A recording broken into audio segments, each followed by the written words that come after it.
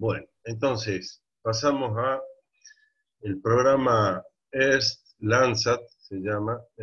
EARTH es la sigla en inglés de Satélite Tecnológico de Recursos Terrestres. Son los primeros tres del programa norteamericano, y Landsat significa land, tierra, sat, satélite, entonces satélite terrestre, básicamente lo mismo, pero dicho de otra manera. Pero vale la aclaración porque los tres primeros satélites, como les decía, se denominaban EARTH 1, 2 y 3. ¿Sí? Y luego tenemos Landsat 4 y 5.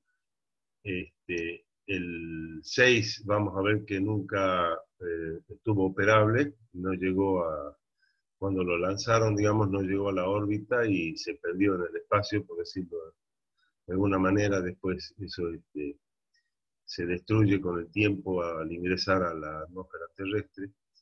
Y vimos en la clase anterior que, como les decía, está ya en la plataforma disponible el Landsat 7.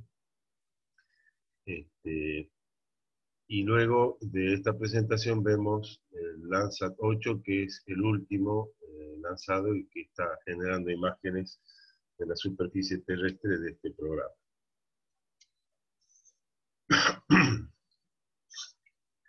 Bien, allí tenemos la configuración de los satélites. De los tres primeros satélites compartían en general digamos, la estructura del satélite. Pueden ver allí los paneles solares, el subsistema de control de posición. Recuerden que desde tierra se hace el seguimiento de las efemérides, que corresponde a la actitud del satélite, esto es velocidad de desplazamiento de la órbita, la inclinación del satélite. Bueno, todo eso se va monitoreando y corrigiendo desde las estaciones principales, estaciones terrestres. Luego tienen allí otros componentes. Tienen, por ejemplo, la antena de colección de datos, que ya les explico en qué consiste, la cámara RBB y el MSS, son los dos sensores que portaban estos satélites.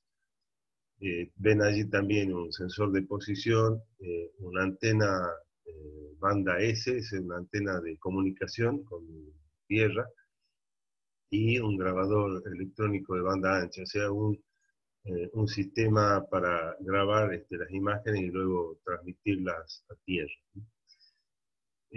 Ahí en el cuadro inferior tenemos los tres primeros, conocidos, como les decía, como EARTH, los satélites tecnológicos de recursos terrestres. El 1, 2 y 3, el 1 lanzado el 23 de julio del año 72, el primero, y decomisado quiere decir que ya dejó de funcionar en el año 78. En el caso del 2, se lanzó en el 75 y dejó de funcionar en el año 83, al igual que el EARTH 3, que se lanzó 3 años después, en el 78. En general, la vida útil de los satélites, de este tipo de satélites, es de 5 años, la vida programada. Eso varía en algún caso, pero en general es de 5 años.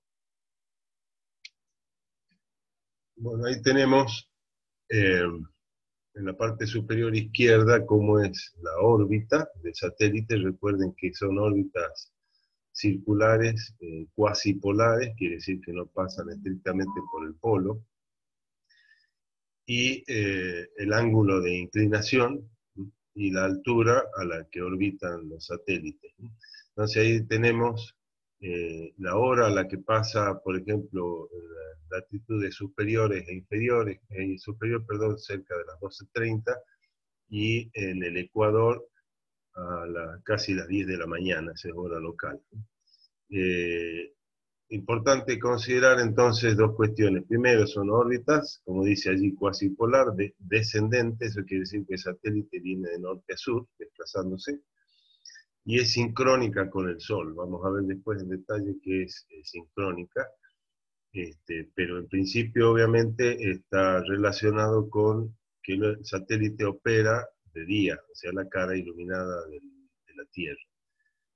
La altura orbital en esos satélites era de 920 kilómetros, un periodo de 103 minutos, o sea que el satélite demora en hacer la órbita ese tiempo. Una resolución temporal, ya ayer, perdón, en el video de la clase anterior aclaré las 4 resoluciones, la espacial, temporal, que sería esta de 18 días, la espectral y la radiométrica. En el caso de la temporal, conocida también como tiempo de revisita, se quiere decir cada cuánto tiempo, en este caso días, el satélite vuelve a pasar por la misma traza o por la misma trayectoria y la misma posición. O sea que cada 18 días disponemos de una imagen de la misma porción de la superficie terrestre. En el caso de cuando dos satélites están opuestos, esto es a 180 grados de uno y otro, o sea, uno de un lado y el otro en el lado opuesto de la trayectoria, obviamente esa resolución se mejora a 9 días. El ancho de registro, esto es la franja de la superficie terrestre que registra el satélite en su pasada, recuerden que es un registro continuo. Yo hacía la analogía con una cámara continua. O sea, el satélite, mejor dicho, los sensores están registrando permanentemente mientras el satélite se mueve. Resolución espacial vamos a ver según el sensor, ahora lo vemos en una tabla, y el número de órbitas por día es de 14. Recuerden que las órbitas se separan unas de otras, dado que a medida que el satélite se desplaza, la Tierra se mueve, ¿no? Entonces, en ese tiempo, ese periodo de 103 minutos, hace una órbita y en la siguiente ya pasa en otra porción de la superficie. Entonces, solo llega a cubrir, de acuerdo al ancho de registro de 185 kilómetros, 14 órbitas por día. Perdón, ahí en la gráfica de la derecha, en el mapa que tienen arriba a la derecha, se ve la trayectoria terrestre. Fíjense, por ejemplo, la órbita 1, la 14, la 13, la 12, y así hasta la 2, y nuevamente la 15, que pasaría próxima a la primera. Perdón, un segundo.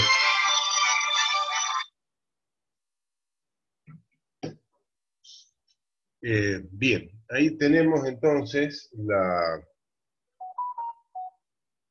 Perdón, me voy a callar al celular. Como les decía, la distancia entre órbitas de un periodo, digamos, la órbita 1, la del día 1 y la del día 15, y la órbita del día 2 y la del día 16. Allí tenemos la distancia entre órbitas de un periodo. Yo les decía que hace 14 órbitas por día, y la separación entre órbitas contiguas es de 2.875 kilómetros aproximadamente. De esta manera, a medida que pasa el tiempo, se logra el cubrimiento total de la superficie terrestre. Pero tengan en cuenta que al día 16, digamos, que es, dijimos, el tiempo de revisita de 16 días, vuelve a pasar por la misma posición. Otro detalle importante es que la superposición lateral esto está obviamente configurado así, entre pasadas vecinas, en el ecuador, o sea, a los 0 grados, es de 14%, y a latitudes de 60 es del 57%, y a latitudes superiores, a los 80 grados, o sea, casi cerca del polo, es de 85%. Obviamente esto es como si yo bobinara en una madeja redonda esférica, hilo, siempre paso en la parte superior por un mismo punto, o sea que la superposición allí es máxima. Bien. ¿qué sensores tenían estos satélites? Ahí podemos ver que tiene dos tipos de sensores. Vamos a ver primero el RBB que ya había mencionado, que es una cámara de Vidicon de haz de retorno. Es parecido a un circuito de televisión, o sea, una cámara de televisión, pero que registraba tomas instantáneas. Entonces, vamos a hacer la diferenciación entre la cámara RBB y el MSS, que significa Multispectral Scanner, la sigla en inglés, o sea, un escáner multiespectral, y que en ese caso el registro es continuo. Entonces, la cámara de Vidicon registra como si fuese una cámara fotográfica, hace disparos únicos, o sea que toma una imagen, el satélite sigue desplazándose, y toma la siguiente y así va registrando toda la superficie terrestre. Mientras que el escáner lo hace permanentemente, les decía, como una cámara continua. La diferencia con una cámara continua, una cámara fotográfica continua, digamos, es que el MSS hace un barrido lateral, o sea, perpendicular a la trayectoria del satélite, para lo cual usa un espejo barredor, ese que figura ahí como espejo oscilador, ¿no? Perdón, está en inglés, pero bueno, es lo que pude conseguir como información. Bien, en el caso de los ERST 1 y 2, disponían de 3 cámaras RBB con y tienen la información, una focal de 5.8 centímetros. No funcionaron muy bien y no se volvieron a usar. Lo mismo pasó con la cámara RBB del ERST 3, perdón, con una focal de la misma longitud, pero que tampoco funcionaron bien. Fíjense la diferencia, 1 y 2 tenían 3 cámaras de Vidicon, vamos a ver 3 canales distintos, canales radiométricos, mientras que el ERS 3 tenía solo 2 cámaras que registraban la mitad del ancho de los 185 kilómetros. Y luego tenemos, para el caso de los 3 satélites, los ERS 1, 2 y 3, el barredor multiespectral tenía un campo de visión, eso es una sigla que van a ver mucho, que es el FOV o el IFO, que son 2 siglas a tener en cuenta. El FOV es el campo de visión, o sea, el ancho o el ángulo de registro que, de acuerdo a la altura de 980 kilómetros, corresponde a un ancho de barrido de 185 kilómetros. Y el barrido ese se hacía en una sola dirección, o sea, empezaba de oeste a este, dejaba de registrar, volvía el espejo a su posición y volvía a hacer la siguiente línea de barrido. Allí podemos ver en la gráfica de la derecha que dice que tiene 6 detectores por banda, registraba 4 bandas, por lo tanto tenía 24 en total. De manera que, como podrán ver también, el ensamble del MSS tiene un filtro. Ese filtro lo que hace es separar las diferentes longitudes de onda y registrar en esa matriz de detectores, de 6 detectores, cada una de las bandas. Son, como les digo, 4 bloques de 6 detectores. Bien, y en el caso del campo instantáneo de vista, o IFO, es de 56 metros en la dirección de escaneo y 79 en la dirección de vuelo. Esto es el tamaño de la porción de terreno cuya reflexión promedio es registrada por un detector y que luego va a conformar un píxel en la imagen. Entonces, recuerden que el IFO es la mínima unidad de resolución, o sea, la resolución espacial del sistema MSS. Para eso disponía de un telescopio. Ahí tienen el diámetro de la óptica y la focal, y una resolución radiométrica de 6 bits. Eso corresponde a 64 niveles digitales. ND significa nivel digital. También lo pueden ver como NG, que es nivel de gris. Entonces tengamos en cuenta, ya fíjense, hablamos de resolución espacial, que en este caso, para el MSS, el ERS 1, 2 y 3, no es cuadrada, sino que es rectangular, de 56 por 79 metros. La resolución temporal, que ya hablamos de 16 días, la resolución espectral, que es la cantidad de bandas y el ancho de la banda, o sea, el intervalo de longitud de onda que registra cada banda, para lo cual, como vimos, tiene un filtro que separa la longitud de onda correspondiente, y la resolución radiométrica, que es la cuantización, o sea, la cantidad de niveles digitales que registra en función de la radiancia que recibe el detector. O sea, el detector recibe la luz proveniente de la reflexión de los objetos sobre la superficie terrestre, y el sistema convierte a nivel digital, ¿no? Y allí depende de la resolución radiométrica. En este caso, como les digo, era de 6 bits. La mayoría de los satélites que vamos a ver más adelante tienen 8 bits, o sea, 256 niveles.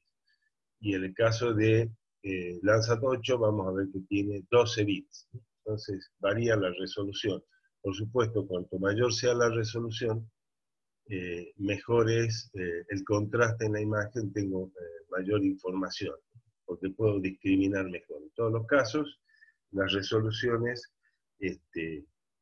por ejemplo, si la resolución espectral es mayor, me da más posibilidades porque tengo más bandas, mayor información de diferentes canales radiométricos.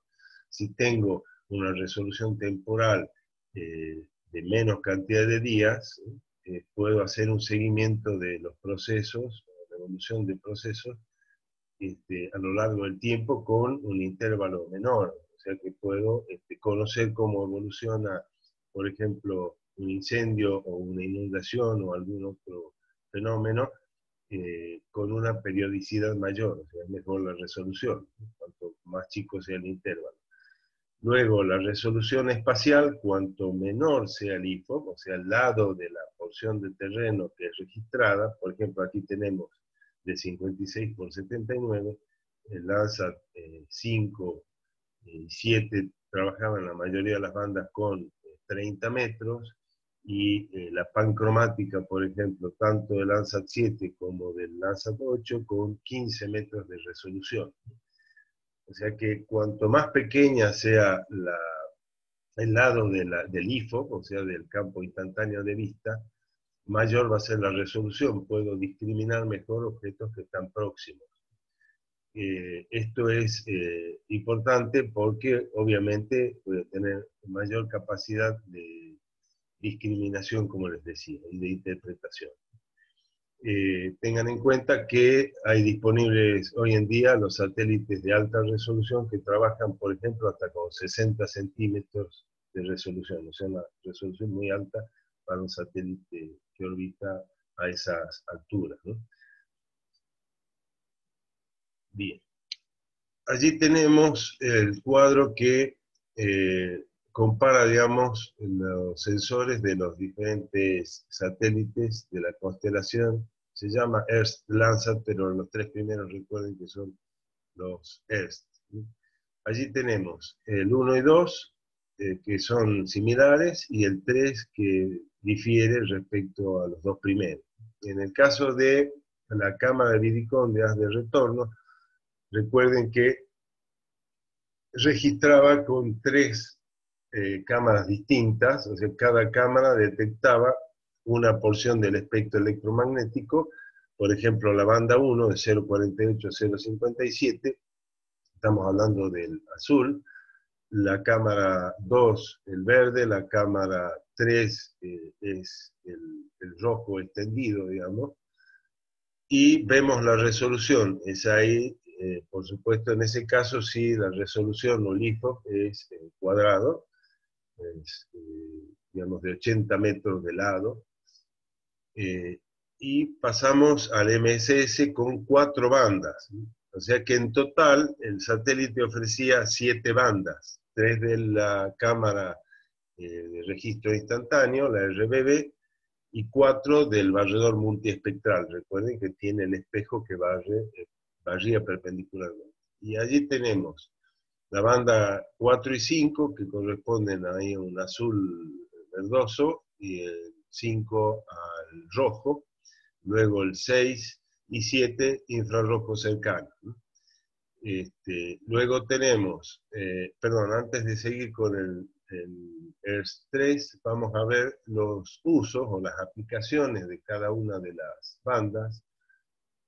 Para el caso de la banda 1, es detección de línea de costa, discriminación entre suelo y vegetación, porque recuerden, por ejemplo, que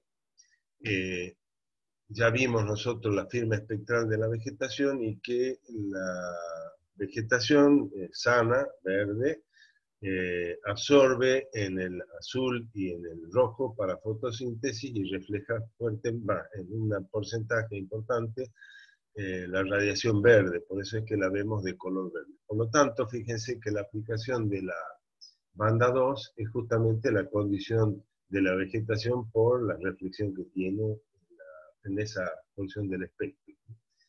Y luego la banda 3 diferencia de vegetación y suelo, dado que, como dije, el rojo es absorbido por la clorofila y el suelo refleja fuertemente el color rojo, ¿no? o la banda roja del espectro. Perdón, en la banda 1 también la diferenciación entre caducifolias y coníferas es debido a que las coníferas, digamos, de acuerdo por su configuración, por la silueta de los árboles y por el tipo de hoja, en general acicular, tiene una menor absorción de la luz azul y también la roja, ¿no? De manera que aparecen en general más oscuras en las imágenes. Luego la banda 4, ahí tiene una aplicación, recuerden que estamos en un azul verdoso, por lo tanto se puede discriminar de alguna manera el agua con y sin sedimentos, ¿no? Y esto es vinculado también con la profundidad de las aguas. Eso es relativo porque a veces el agua tiene sedimento, por lo tanto la luz es dispersada por ese sedimento y no puedo ver las zonas más profundas. O sea, no puedo saber si el sector, una laguna, un embalse o un río es más profundo porque digamos, el sedimento dispersa la luz, el sedimento en suspensión me refiero. La banda 5, que es rojo, también en realidad sería lo mismo que la banda 3 del RBB, pero además destaca rasgos culturales porque hay una reflexión digamos, tanto del suelo como de las zonas construidas, ¿no? La banda 6, recuerden que ahí estamos ya en las porciones del infrarrojo cercano y ahí la vegetación tiene su máxima reflexión, ¿no? Por lo tanto, permite además la discriminación entre el suelo, el agua, y dice ahí realza las formas del relieve, ¿sí? Porque además tengamos en cuenta que el agua absorbe completamente el infrarrojo, entonces se puede diferenciar la costa, digamos, de zona con y sin agua, porque no tiene tanto efecto la dispersión del contenido de sedimento en el agua.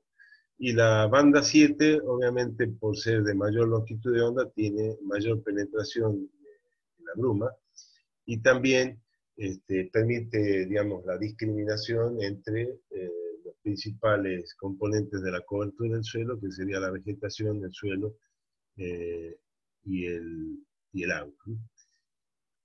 Bien, pasando al ERS-3, tenemos la cámara con una sola banda, perdón, la cámara de Vidicon, o sea, la RBB con una sola banda en el pancromático, ya lo había explicado en la clase anterior, recuerden que pancromático, la denominación viene de la película pancromática, que es sensible al visible completo una parte de ultravioleta y una porción de infrarrojo cercano.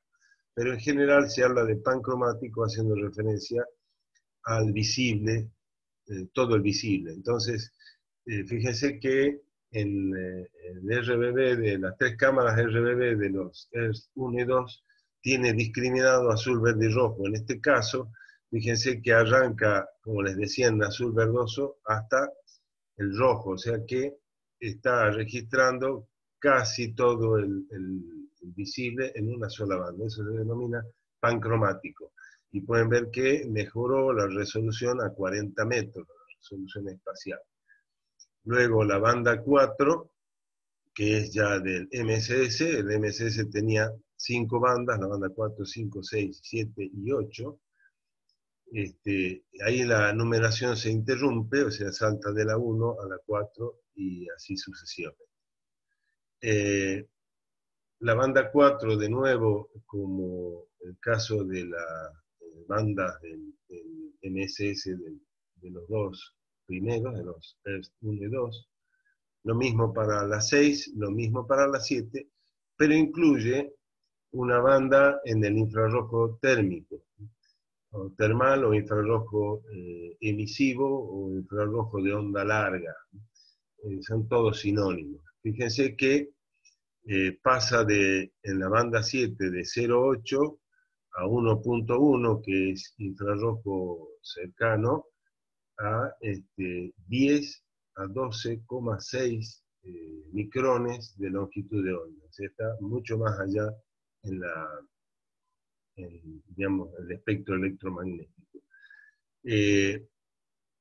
A diferencia de los anteriores, si bien en general todas las otras bandas comparten obviamente los usos, las aplicaciones, en el caso de la banda 8, se usa en realidad para estrés hídricos y para, como registra temperatura para las fuentes termales, o sea, se puede detectar zonas de calor más intenso.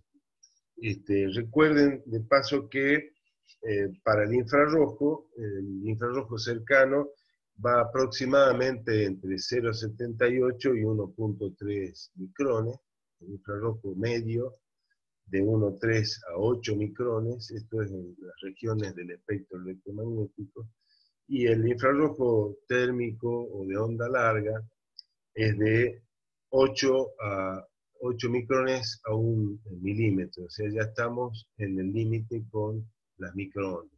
Por supuesto, repasen por favor el espectro electromagnético para entender esto. Los límites no son estrictos, pero más o menos son los que estaba comentando.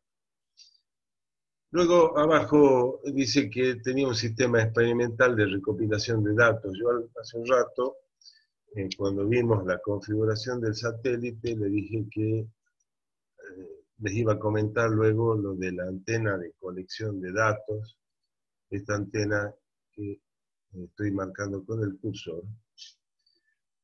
Esa antena, en realidad se trata de un sistema de retransmisión de datos, porque, por ejemplo, a nivel de la superficie terrestre o a baja altura se registraban datos de la condición de la atmósfera, ya en ese entonces, y esos datos se transmitían a través de ondas de radio en general o de microondas al satélite. El satélite retransmitía a otras posiciones. Eso es para estaciones del mismo programa o inclusive para otros usuarios interesados en recibir datos de otras partes digamos, la condición de la atmósfera en otras partes de la atmósfera y del recurso terrestre en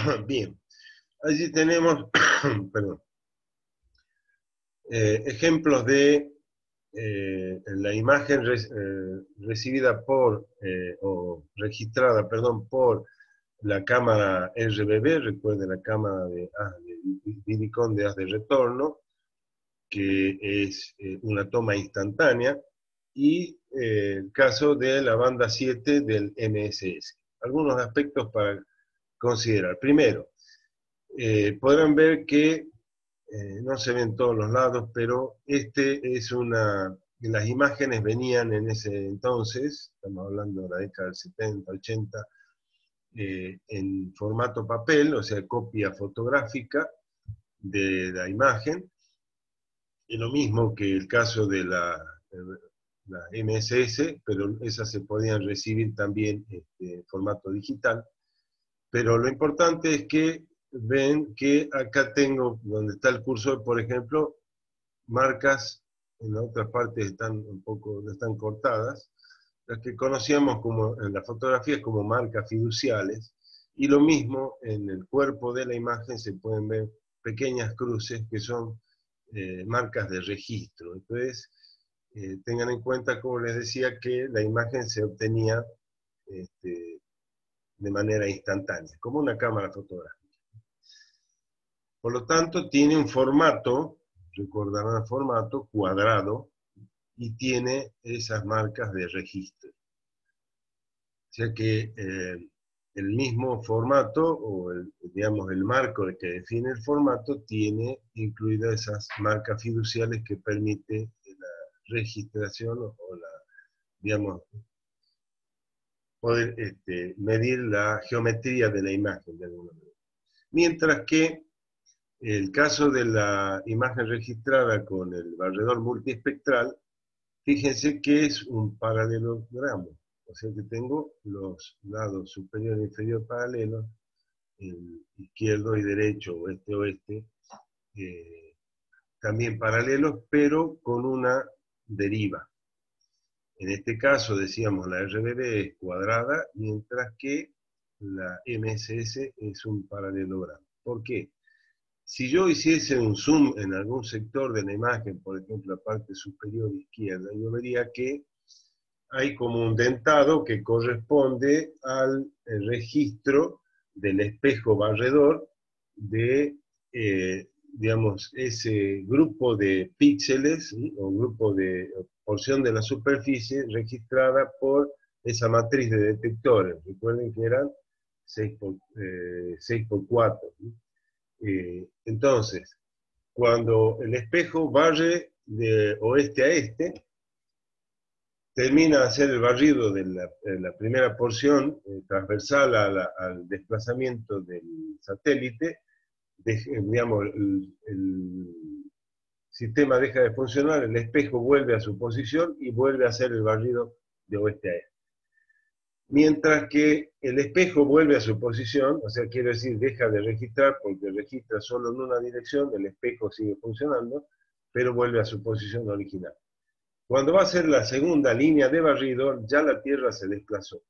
De manera que esa diferencia en la posición de la parte superior hasta la inferior es debida al movimiento de la Tierra. Por eso es que no es un cuadrado como el caso de la RBD. O sea que, fíjense que hay un desplazamiento de la imagen lateralmente. Por supuesto, la parte superior e inferior son paralelas también, perfectamente regulares, debido a que el barrido es perpendicular. Entonces, esa conformación geométrica en paralelogramo es debida al movimiento de la Tierra en el momento de registro de la imagen. Luego pasamos a los Landsat siguientes. Ya el programa, recuerden, se llama EARTH-Landsat, porque los 3 primeros satélites tenían la denominación de EARTH. A partir del 4 ya se llama Landsat o satélite terrestre. El 4 lanzado en el año 82 y decomisado en el 2001, los sensores que portaba es el viejo MSS, el barredor multiespectral, e incorpora un nuevo sensor que se denomina TMO, Thematic Mapper, o mapeador temático en criollo. Lo mismo para el Landsat 5, que se lanzó en el año 84, y como vimos en la clase anterior cuando hablábamos de Landsat 7, Landsat 7 tuvo problemas con se llama bumper mode, que es digamos, el servo que hace funcionar el espejo barredor, y tenía recordarán problemas de barrido, o sea, de franjas sin datos a los lados de la imagen, y mientras que el Landsat 5 siguió funcionando hasta el 2013, superó ampliamente las expectativas de vida útil del satélite. O sea que inclusive lo superó digamos, siguió registrando imágenes a pesar de que el Landsat 7 no lo hacía.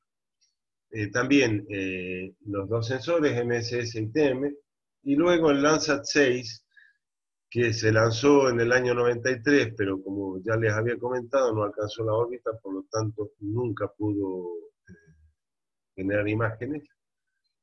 Tenía ya un sensor ETM, que es, la sigla en inglés es Enhanced Thematic Mapper, que sería un mapeador temático ensanchado o mejorado. Eso es el significado.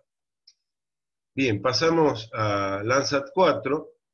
Este también tuvo sus problemas. Ahí pueden ver que perdió uno de los paneles solares y uno de los transmisores de enlace directo, esto es para el seguimiento de la trayectoria del satélite.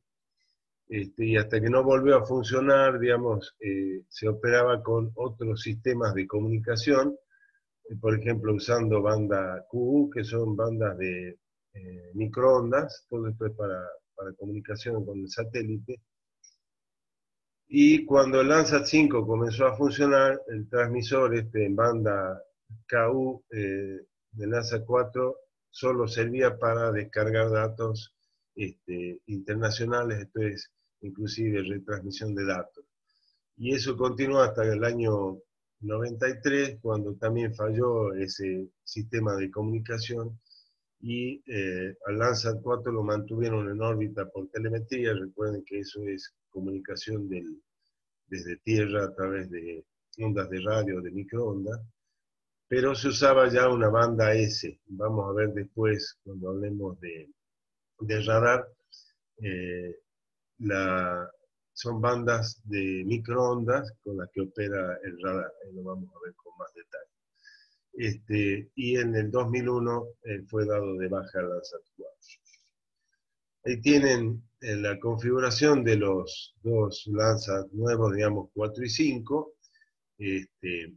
Allí tienen antenas, dice alta ganancia, en realidad esas son antenas de comunicación.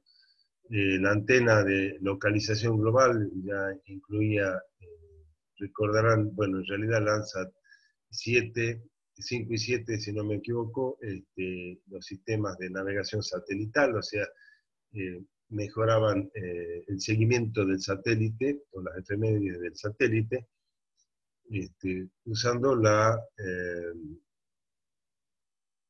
tecnología de los satélites de navegación satelital, ¿no? La redundancia. Recuerden las constelaciones GPS, GLONASS. En ese momento era GPS, o sea, el sistema norteamericano. Después tenemos, bueno, otros módulos de corrección de actitud. Todo eso se hace con digamos, un combustible que se llama hidracina. O sea, son pequeños accionan pequeños disparos de los módulos de propulsión para corregir la actitud del satélite. Allí tienen el barredor multiespectral y el mapeador temático, ahí figura como cartógrafo temático, es lo mismo, el TM. Lo importante es que sepan que se trata de el mapeador temático.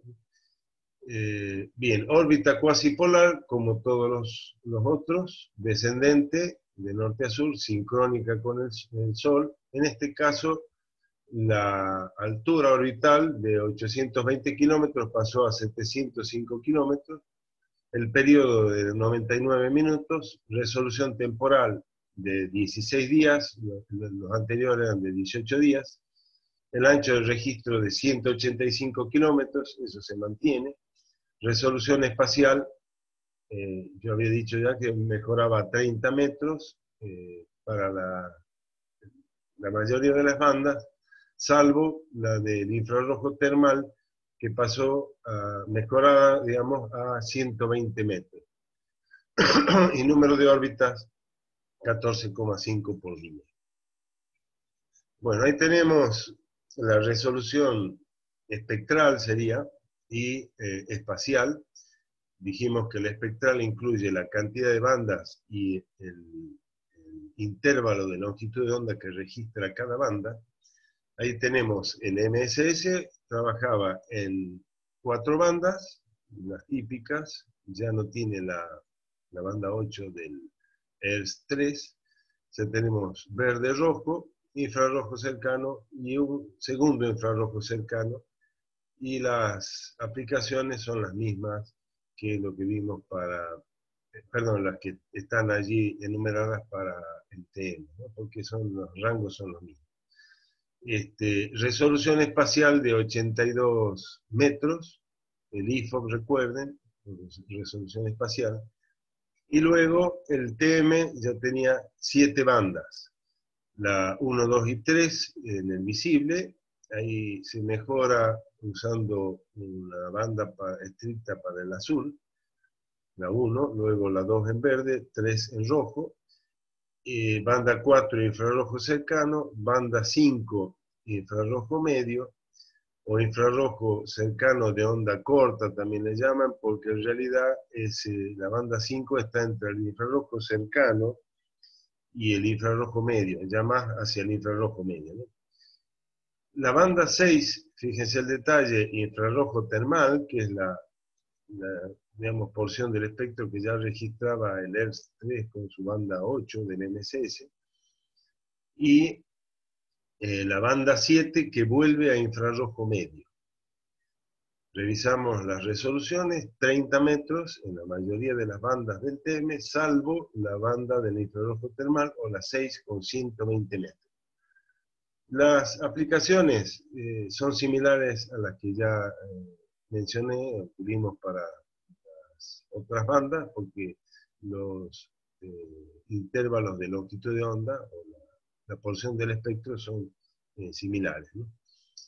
Pero hay algo que quiero destacar, es que, o les puede llamar a ustedes la atención, que venimos con una secuencia 1, 2, 3, 4, 5, visible, azul, verde, rojo, infrarrojo cercano, infrarrojo medio, y de golpe salta al infrarrojo termal en la banda 6, y en la banda 7 vuelve al infrarrojo medio desplazado, digamos, más allá de los 75, están 2 a 2,35. Ustedes dirán, ¿por qué esa irrupción y nuevamente vuelve al infrarrojo medio? Es que en realidad para el LANSA 4 y 5 estaban previstas, perdón, para el LANSAT 5 estaban previsto 6 bandas, y el Servicio Geológico de Estados Unidos pidió una banda específica que es la de uso para aplicación geológica, como podrán ver, bueno, la aplicación, digamos, allí a la derecha, en la última columna del cuadro, dice discriminación de rocas en mapeo hidrotermal, única banda de aplicación geológica. Entonces el Servicio Geológico de Estados Unidos dijo, no, yo quiero una banda en el infrarrojo medio, en esa porción del espectro, de 208 a 235. Entonces, como ya estaban configuradas las bandas y el orden, le agregaron esta banda 7, pero con el intervalo correspondiente al infrarrojo medio.